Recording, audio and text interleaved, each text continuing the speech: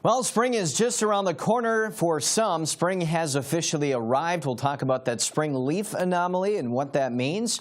Another spring storm, though, is developing, and this is going to be sliding into the central and eastern U.S. through the second half of the week with severe storms and heavy rain. We'll take you down to Nashville, Tennessee. This was the view from this morning as the sun was coming up. And for folks living in the northern tier of the nation, not yet quite spring, but look at that. Nice to see some leaves and green grass. The spring leaf anomaly, at least through the middle part of April, showing that the leaves actually did come out earlier than normal across the southern two-thirds of the nation, but in the central U.S. and now into the northern portions of the Ohio Valley, that spring leaf is delayed and has been delayed by about a week or two. So spring is arriving across the nation. Yesterday we had some severe thunderstorms with wind, and today we'll expect to see mainly just synoptic wind with 40-plus mile-per-hour wind gusts, not associated with any thunderstorms.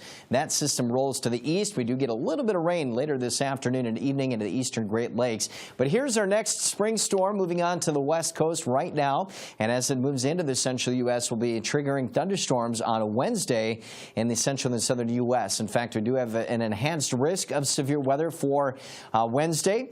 And then that means that that's where our best chance of severe weather will be found. Large hail, damaging winds, isolated tornadoes, but we can't rule out some stronger thunderstorms even as far north as Minnesota and Wisconsin. Thursday, the severe threat into the Tennessee Valley and the Gulf Coast states, and then looking at the threat to shift into the southeast on Friday. But nice to see milder temps across the midsection of the nation. 60s in Minneapolis. That's the warmest we've been since our 70-degree reading last Monday. And then seeing some cooler conditions in the western U.S. now after that storm system has passed. As we head into the end of the month, though, looks warmer than average across much of the nation.